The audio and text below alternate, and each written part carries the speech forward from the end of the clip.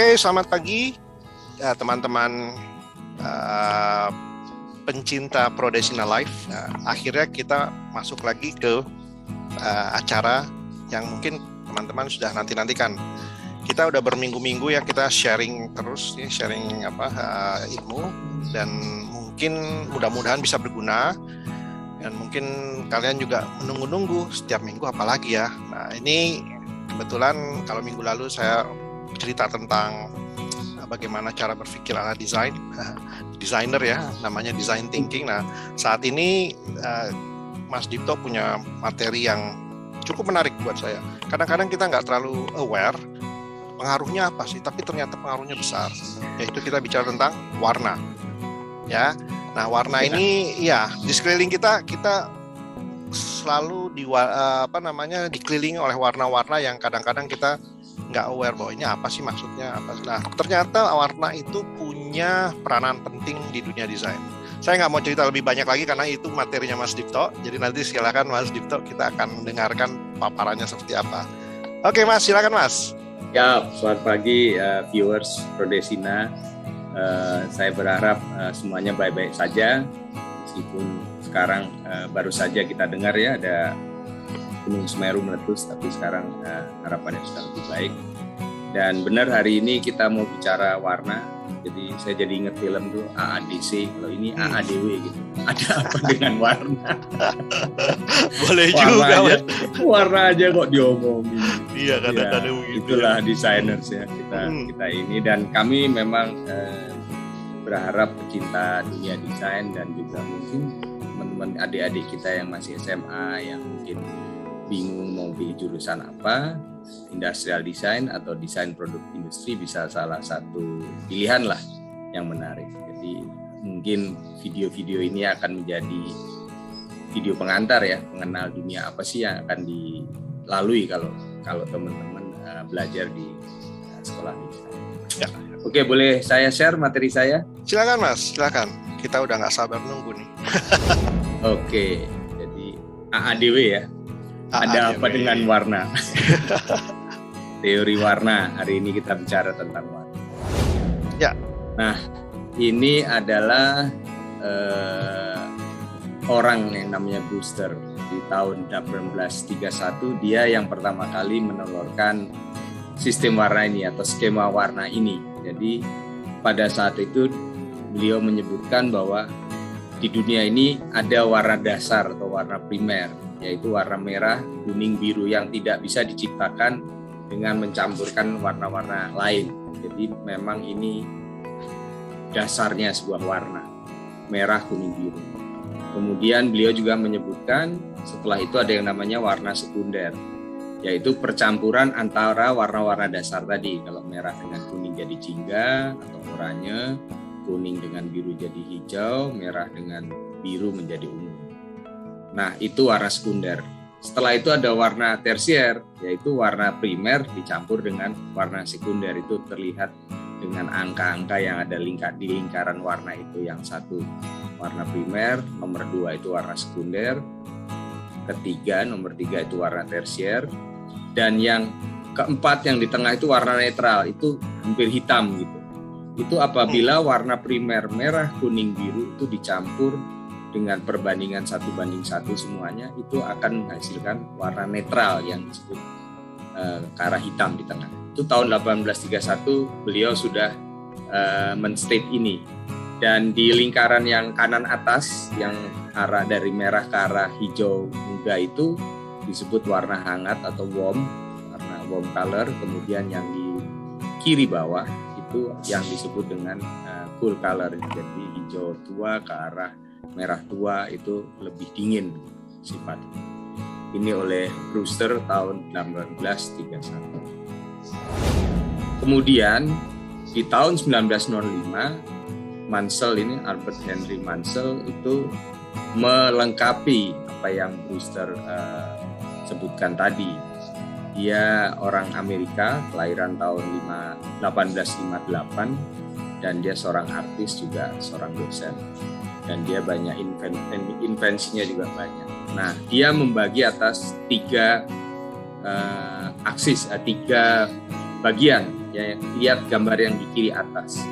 Ke arah vertikal itu value atau nilainya itu dari putih ke hitam, gradasi dari putih ke hitam atau hitam ke putih, sama saja itu value. Kemudian yang melingkar, ya, yang tadi Brewster itu yang melingkar itu disebut dengan hue. Tulisannya hue, semoga saya bacanya benar ya, hue. Benar ya, hue, kamu kan betul. pernah tinggal di Amerika. Ya, hue betul, Pak.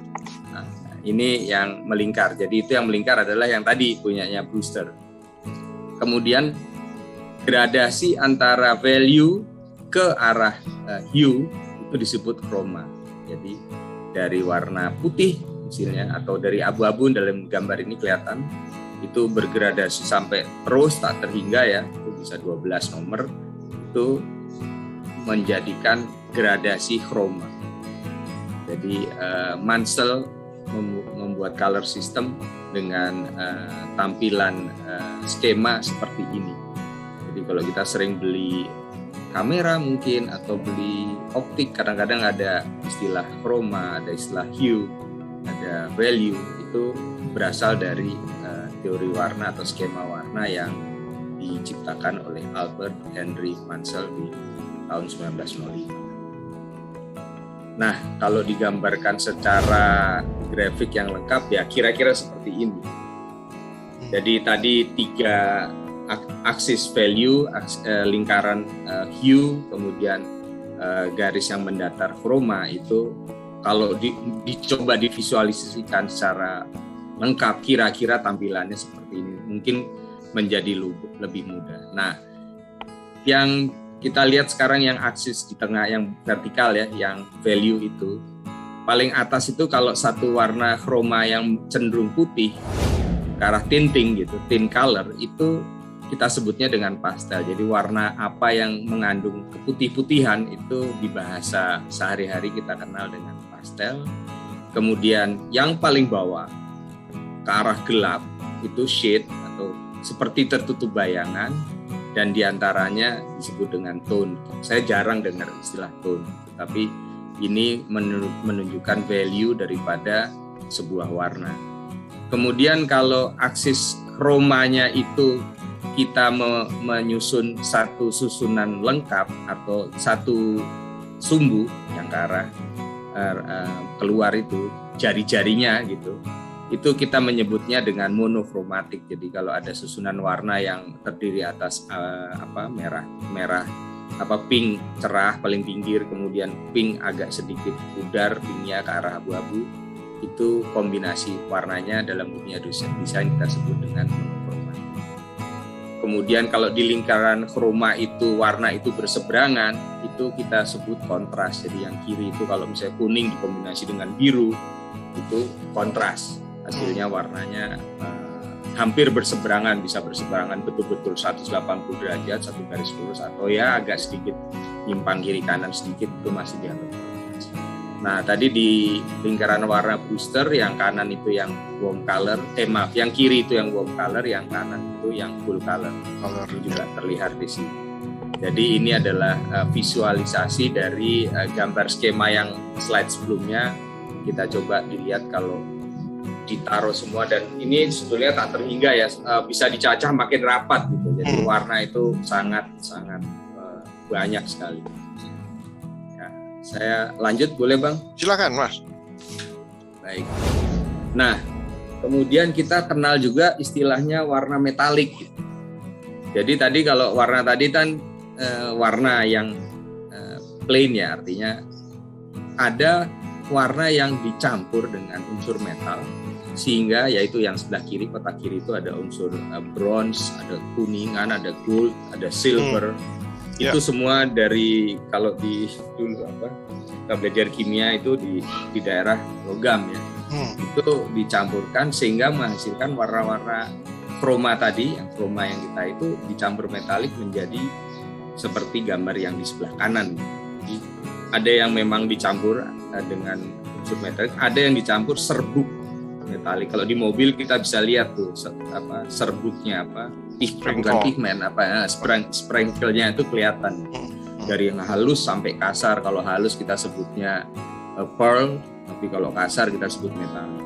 Itu sama-sama bagaimana menghasilkan efek pantulan yang seperti itu. Jadi bisa dari terang sekali dan ke shade yang gelap sekali. Nah, itu memberikan sensasi visual tertentu gitu, yang dari warna metalik ini. Ya, menarik ya, Mas. Nah, kemudian lanjut lagi boleh? Silakan. Atau ada yang mau ditanyakan? Ya, ini saya jadi Mas Dipto membahas masalah warna metalik. Saya jadi ingat zaman waktu saya masih suka membongkar sepeda zaman dulu. Kita dulu suka ngecat sepeda sendiri tuh, Mas.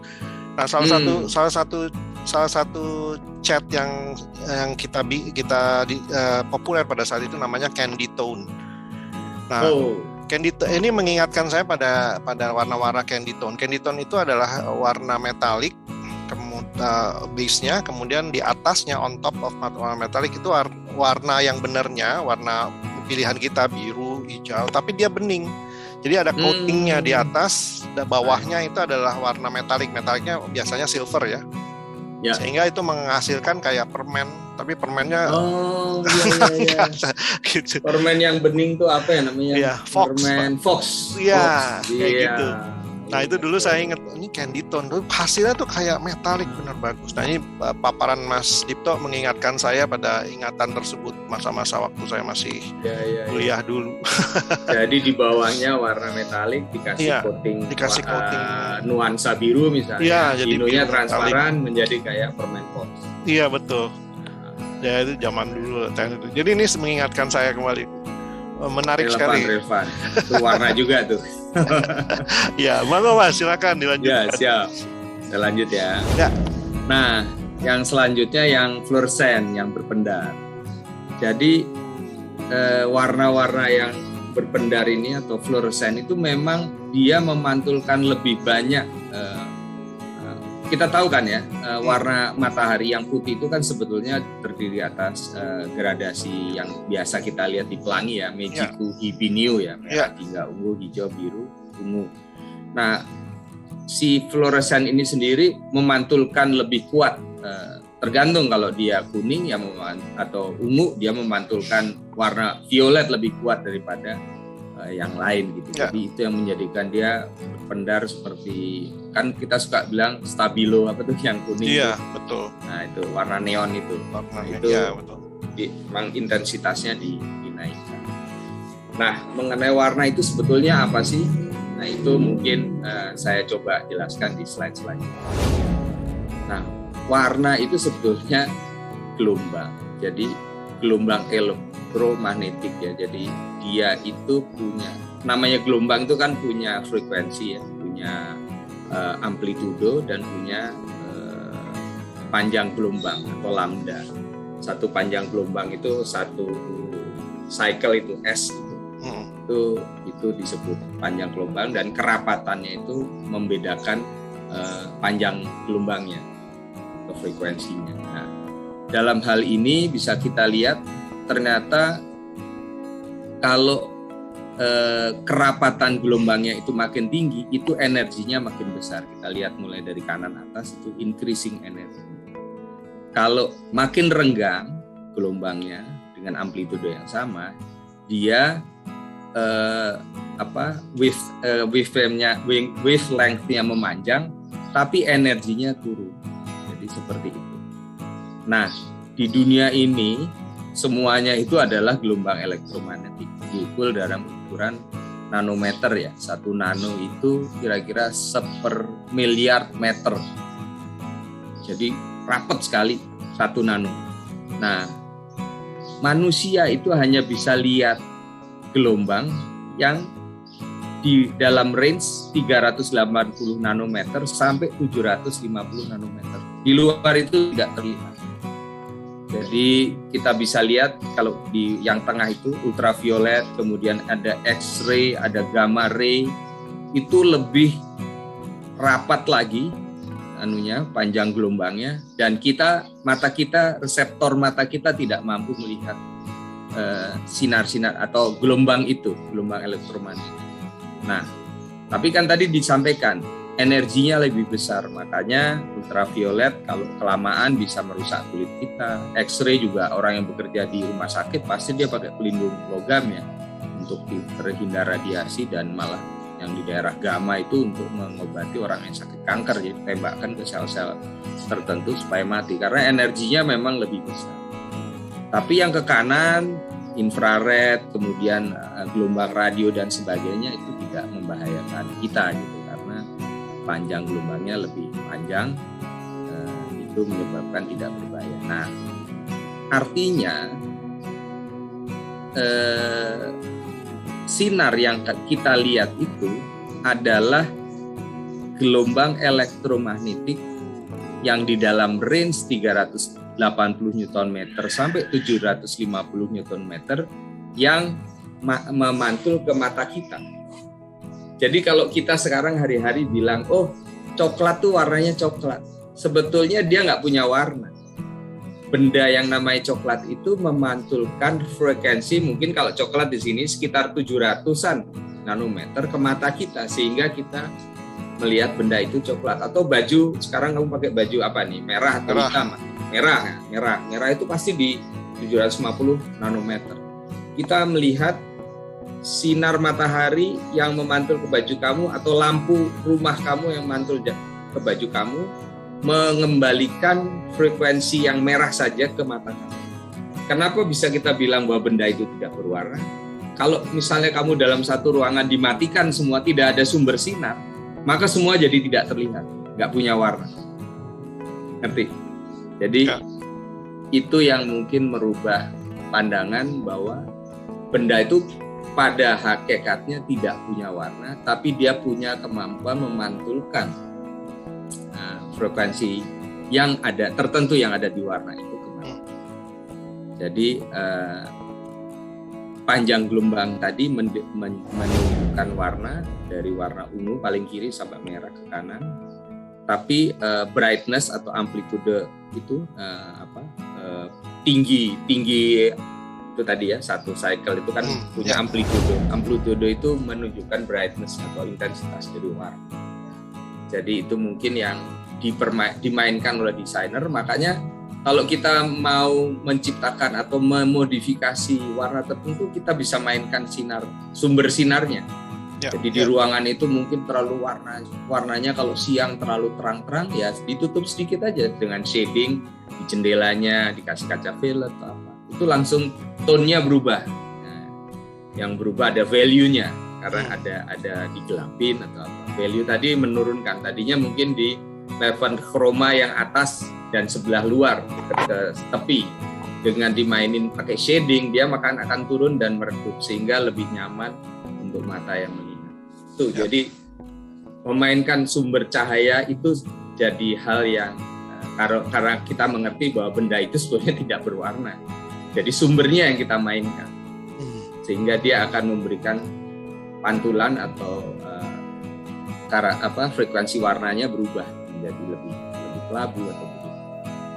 Seperti itu. Jadi ini warna adalah sinar atau gelombang elektromagnetik yang frekuensinya ranging dari 380 sampai 750 nanometer, dan itu yang dilihat oleh mata, yang mampu dilihat.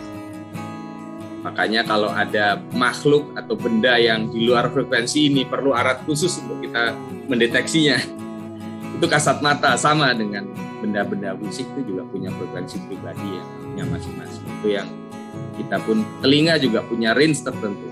Sampai kalau tidak salah 20.000 Hz kita sudah di atas itu sudah dengar. Di bayi dia bisa range-nya masih lebih lebar, dia bisa lebih peka dengar suara yang kita tidak dengar. Seperti itu. Binatang juga tertentu range-nya tidak sama dengan manusia.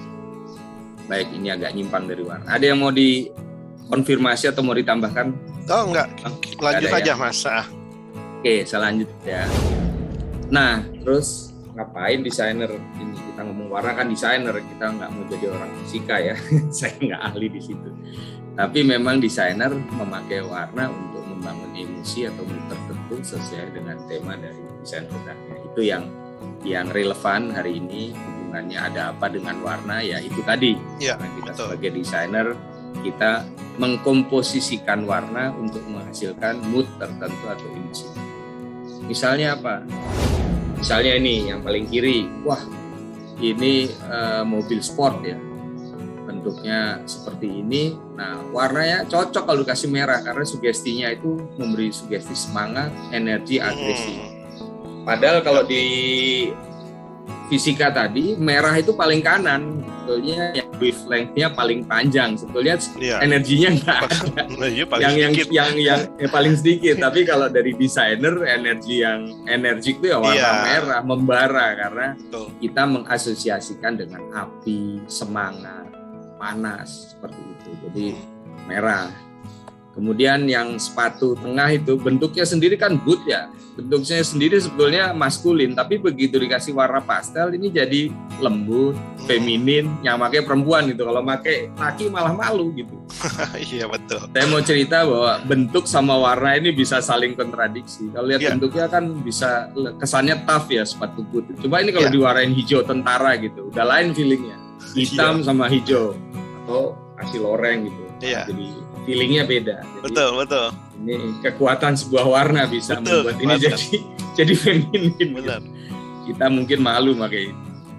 Terus yang kanan yang sepatu sport itu juga sama, dia pengen menunjukkan aktif, dinamis, sportif. Kasih kontras biru sama merah tadi di lingkaran kroma itu kan berseberangan ya. Di lingkaran hue-nya itu kan berseberangan. Itu memberikan kesan dinamik. Kemudian yang gelap ini mungkin formal ya, pakai jas. Hitam, gelap, biru tua. Yang gelap itu memberi kesan lebih formal, lebih firm. Kemudian kalau teman-teman dari interior ingin bikin living room yang hangat gitu, ya dia kasih warna-warna yang lebih warm gitu. Coklat, ada merahnya, ada warna kayu, coklat dari kayu ya biasanya, dan sebagainya. Kombinasi itu memberi suasana hangat dan cozy di ruangan tersebut. Kemudian ini toaster untuk roti, ini dibikin kombinasi chrome sama warna dasar ya, kuning, mungkin warna yang simple gitu, memberi kesan modern sekaligus friendly gitu loh. Kan yang mengoperasikan juga ibu-ibu, jadi bukan benda yang menakutkan, yang rumit gitu. Jadi ya ini bentuknya udah imut gini, warnanya juga tidak dibikin sophisticated, simple aja. Contoh selanjutnya nih helm yang sebelah kiri. Dia banyak sekali memberi warna chrome ya, yang tadi dari metal ya. Cuman metalnya dominan, itu memberi kesan modern, futuristik dan sebagainya. Bentuknya juga kelihatan helm ini futuristik kan gitu. Jadi sangat mendukung antara tema warna dengan sepatu ini pakai warna neon ya, yang tadi saya bilang stabilo atau apa.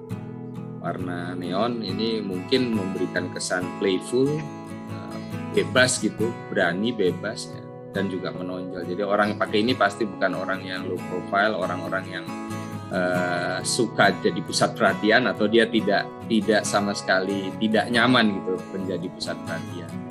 Itu akan memilih sepatu jenis karakter orang yang kira-kira. Yang kanan poci ya, poci ada warna keemasan, itu memberi sugesti warna yang elegan dan mewah gitu, karena emas pasti simbol mahal ya, mahal sih mewah. Kemudian yang kiri itu coffee maker kalau nggak salah, ini adalah warna-warna gelap.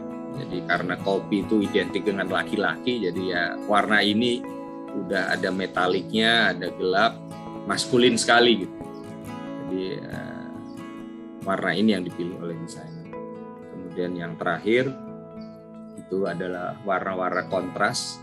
Ini karena mainan, jadi dipadu-padankan warnanya seperti ini supaya memberi kesan fun dan sekaligus kreatif, menstimulir kreativitas bagi si anak yang bermain dengan alat.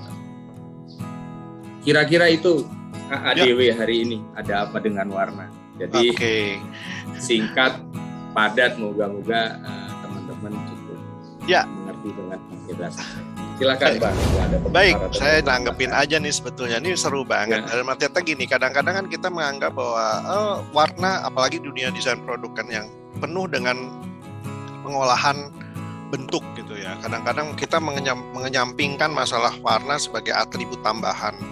Saya ingat zaman dulu ada istilah kalau di dunia otomotif ataupun motor itu namanya striping. Kalau kita nyebutnya adalah graphic attribute for product design. Jadi disebutkan graphic attributes. Jadi memang itu pelengkap. Tapi kita tidak tahu dengan maksudnya kita banyak yang sekali maksudnya paparan Mas Dipto pada hari ini itu sebetulnya mengangkat bahwa sebetulnya peranan warna itu benar-benar penting. Kita bisa mengubah mindset ataupun mood di mana yang tadinya peruntukannya jadi sangat tergantung oleh warna tersebut. Ya, jadi kayak tadi sepatu boot yang tadi itu sangat mencerminkan bagaimana warna sangat berperan membuat sebuah karakter, membentuk karakter si produk tersebut kan ya. Begitu diberi warna jadi beda tuh. Betul. Iya, saya jadi ingat itu pernah ingat jam G-Shock ya. Iya, betul. Itu kan terkenal dengan jam yang sangat maskulin, warna hitam atau hijau atau kuning yang benar-benar tough. Tapi begitu mereka mengeluarkan Baby G ya. Itu yang diolah cuma warna sama sedikit ukurannya saja udah langsung feminin gitu, dengan bentuk yang nggak beda gitu. Betul, Mas. Jadi saya ingin menjelaskan warna juga punya peran yang sangat kuat untuk membuat persepsi itu jauh berbeda dari Nah ini kebetulan nih kalau Mas Dipto menyinggung masalah G-Shock. G-Shock itu kan salah satu topik yang saya ambil pada saat bikin jurnal beberapa tahun yang lalu. Itu penelitiannya, pengamatannya itu adalah memang kita bicara masalah bagaimana sebuah bentuk dan ekstensinya di-extend oleh warna waktu itu. Nah, memang studi kasusnya adalah G-Shock waktu itu. Oke. Nah, G-Shock itu kan sebetulnya buat orang-orang yang tough gitu ya. Iya. Nah, begitu untuk tapi itu jadinya mengurung marketnya. Nah, pada saat itu si desainer membuat sebuah lini baru yaitu untuk cewek, untuk perempuan. Nah, makanya warnanya disesuaikan, tapi bentuknya tetap dipertahankan. Memang bentuk untuk orang-orang yang gitu. Jadi menarik. Itu ya, G-Shock itu dengan Baby G itu menurut saya contoh yang bagus, yang bagus juga dengan lateral thinking kemarin. Betul. Begitu dia buat Baby G, pemakainya tidak sama. Bukan tipe perempuan yang suka naik gunung atau hiking, bukan. Yang pakai girly sekali, jadi kayak biasa pun beli. Jadi shiftingnya tuh bukan G-Shock yang untuk perempuan, jadi wanita tangguh yang beli, bukan.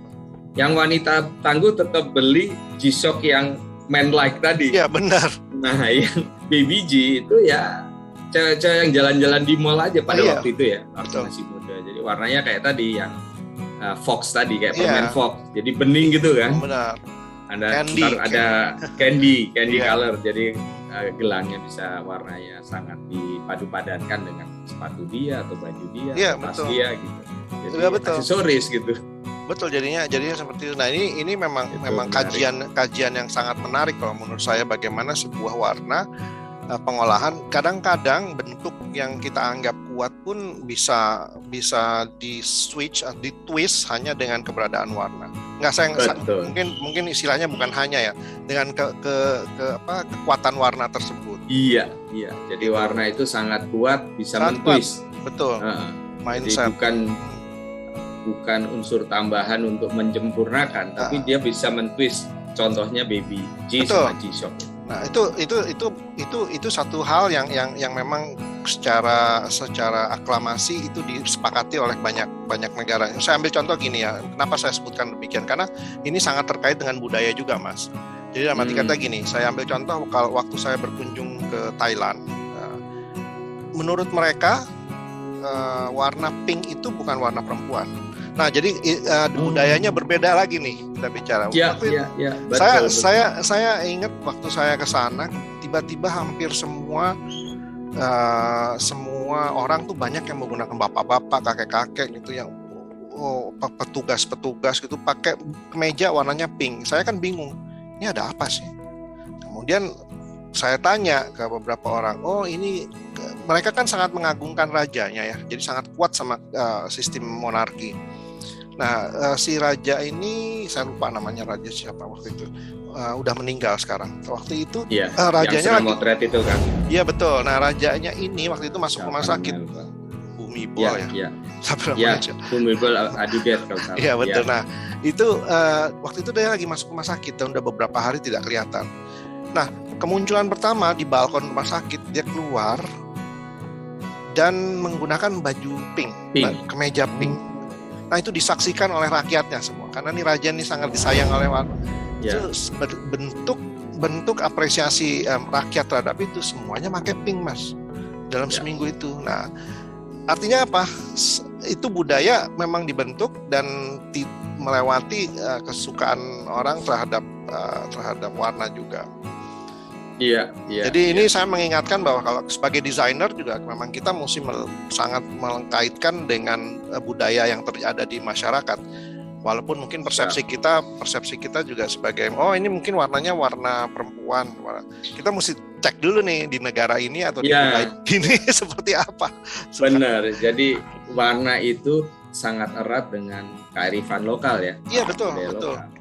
Warna merah di budaya Cina itu sangat juga tinggi posisinya gitu. Mungkin tapi di budaya lain merah itu mungkin menunjukkan marah, tidak suka.